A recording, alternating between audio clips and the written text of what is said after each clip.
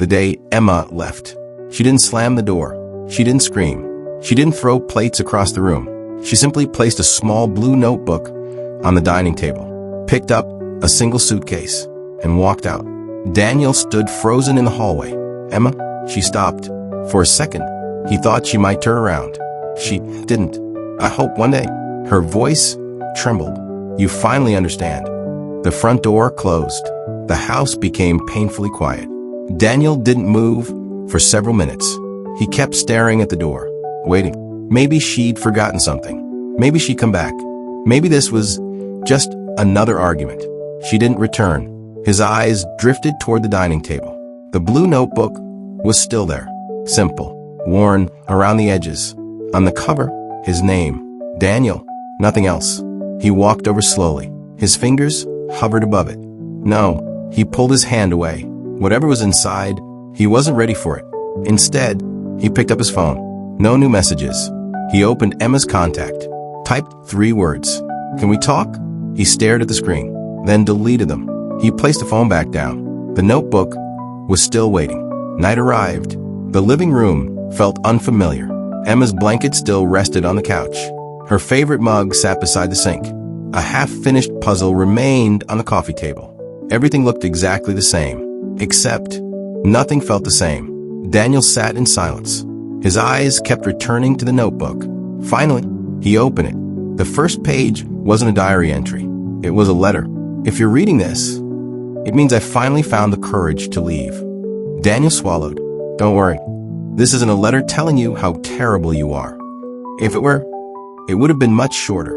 For the first time that day, Daniel smiled. Just a little. Emma always knew how to make him smile. Even now, he turned the page. January 8th. Daniel laughed today. We danced in the kitchen while dinner burned. We ended up ordering pizza. I don't think I've ever been happier. Daniel looked toward the kitchen. He remembered the smoke alarm, the laughter, Emma stealing the last slice. He smiled again. Another page. February 2nd. Daniel has been working late this week. I know he's tired. I'll wait until things calm down before telling him how lonely I've been feeling. Daniel frowned. Lonely? He couldn't remember her saying that. He turned another page. February 17th. He forgot our movie night. It's okay. He looked exhausted when he got home. Daniel closed his eyes. Movie night. He remembered promising, then accepting another work call. He had apologized, hadn't he? He couldn't remember. Another page. March 5th. I made his favorite dinner. He texted that he'd be home late. I wrapped his plate and put it in the fridge. Maybe tomorrow. Daniel slowly stood. Almost without thinking, he walked into the kitchen, opened the refrigerator. The shelves were nearly empty now, but he could picture it perfectly. Emma carefully covering his food with foil, waiting, checking the clock, waiting a little longer, then eating alone. He returned to the table.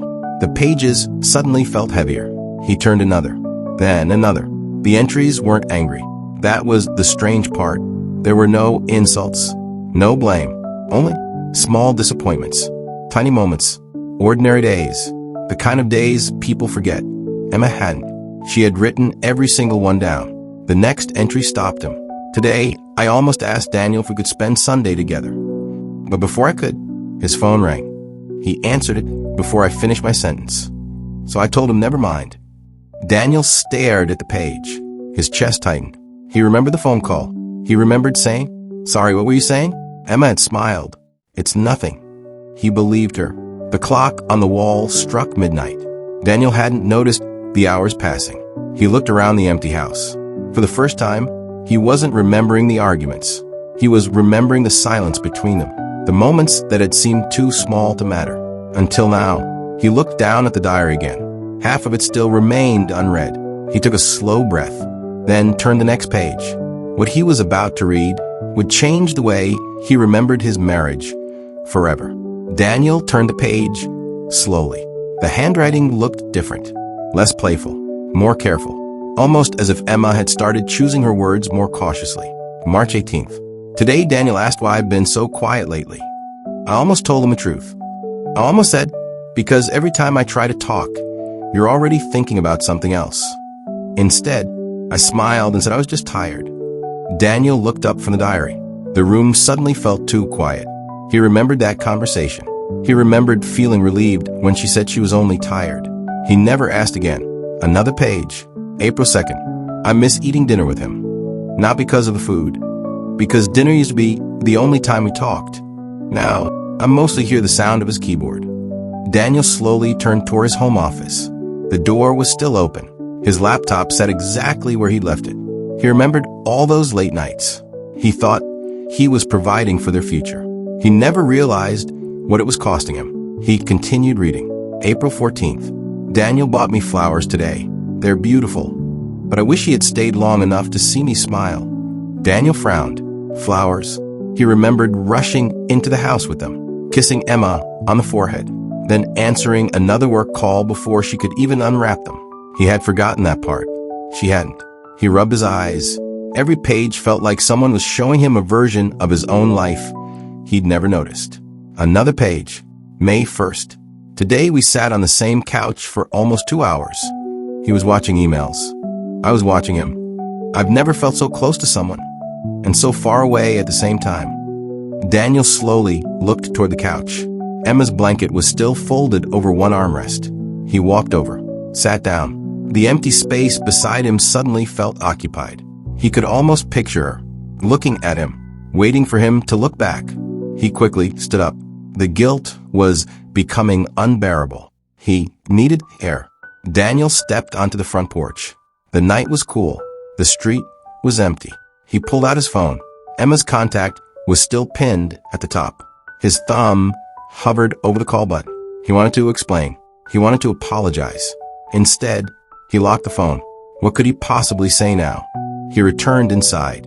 The diary was still open, waiting. May 20th. Today I laughed. Not because I was happy. Because Daniel told a joke. He looked so proud that he made me smile. I didn't have the heart to tell him. I was crying 10 minutes earlier.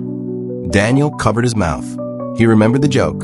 He remembered thinking, we're okay again. He had been celebrating his smile without realizing what came before it. He turned another page. Tucked between two entries was an old photograph. Daniel picked it up. It showed the two of them sitting in a tiny coffee shop. Emma had whipped cream on the tip of her nose. Daniel was laughing. Someone had captured the exact moment. On the back of the picture, Emma had written one sentence. I wish we still looked at each other like this. Daniel stared at the photo for a long time. He couldn't remember the last time they'd visited that cafe. He couldn't even remember the last time they laughed without checking the time. He slipped the photo back into the diary. His hands were shaking now. He wasn't reading Emma's thoughts anymore. He was reading every opportunity he'd missed.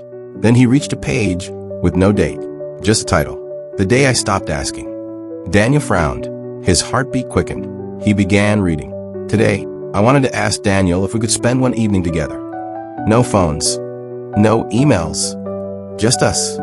But before I opened my mouth, he answered another call. So I made a decision. If I have to compete with his attention, I've already lost. Daniel lowered the diary. His eyes filled with tears. He remembered the phone ringing. He remembered saying, this will only take a minute. He had no idea that minute had changed everything. The house was silent again. Not the peaceful kind of silence. The kind that echoes. Daniel looked around the living room. Every object suddenly carried a memory. The mug, the blanket, the puzzle they never finished. The chair where Emma used to read. Nothing had moved, except her. He looked back at the diary. Only a few pages remained. The final pages. The pages Emma had written, knowing she was going to leave. Daniel took a deep breath, then turned the next page. He wasn't ready, but he knew he couldn't stop now. Daniel stared at the remaining pages. For several seconds, he couldn't bring himself to turn them. His hands trembled. Whatever Emma had written next, he knew it would hurt. Slowly, he turned the page. There was no date, only a single sentence. I don't think Daniel knows I'm disappearing. Daniel stopped breathing for a moment. He read it again. He whispered the words aloud. I don't think Daniel knows I'm disappearing. He buried his face in his hands. Emma hadn't been talking about leaving the house. She had been talking about disappearing from his life. Long before she packed a suitcase, he turned another page. Today, Daniel asked if everything was okay. I almost laughed, not because it was funny, because I've been hoping he'd ask for almost a year. By the time he finally noticed, I didn't know how to answer anymore. A tear landed on the paper. Daniel quickly wiped it away. He didn't want to ruin the diary. Somehow, it felt like ruining the only conversation they were still having. Another page. People think relationships end when someone leaves. I don't think that's true. I think at the end of the day, two people stop feeling seen. Everything after that is just a goodbye catching up. Daniel slowly leaned back in his chair. The room felt unbearably quiet. He looked around. Every wall held a memory. Every room carried Emma's laughter. How had he lived here without noticing she was hurting? The next page contained something different. A folded envelope. On the front, his name. He carefully opened it. Inside was a single photograph. The same coffee shop. The same day. Only this picture had been taken a few seconds later. Daniel was looking down at his phone. Emma was looking at him. Not with anger. Not disappointment. Just hope. Hope that he'd look back up. On the back, she had written, "I kept waiting." Daniel closed his eyes. That single sentence hurt more than every page before it. He reached the final page. There were only 4 lines. If you're reading this, it means I finally stopped waiting. I hope one day you love someone the way they needed to be loved. There was nothing else. No signature. No blame. No insults. Just empty paper. Daniel stared at the blank page for a long time. It was the loudest silence he'd ever heard. Morning arrived. For the first time in months, Daniel left his phone on the kitchen counter. He made himself coffee, walked through the house, stopped in every room, the couch, the kitchen, the bedroom, the hallway. He finally understood something. Emma had never wanted expensive gifts. She never asked for grand romantic gestures. She had only wanted the version of Daniel, who used to dance with her while dinner burned. Daniel picked up his keys. He drove to the little coffee shop, the same one from the photographs. The waitress smiled politely. "Just one today?" Daniel looked at the empty chair across from him. "Yeah, just one." He ordered Emma's favorite drink. Without thinking, when it arrived, he smiled sadly. As he walked back to his car, his phone vibrated. It was a message. "Emma." His heart raced. He opened it. "I hope you're okay." That was all. No anger. No bitterness. Just 6 words. Daniel stared at the screen, then slowly typed, "I finally read your diary." He paused, deleted it, started again. "I'm sorry." He deleted that too. Nothing felt big enough. Nothing could erase the years she'd spent feeling invisible. Finally, he sent one sentence. "I finally understand." He locked his phone. Whatever happened after that was no longer something he could control. Some apologies deserve forgiveness. Others simply deserve honesty. And Daniel had finally learned the difference. Maybe no one in your life has written a diary. Maybe they never will.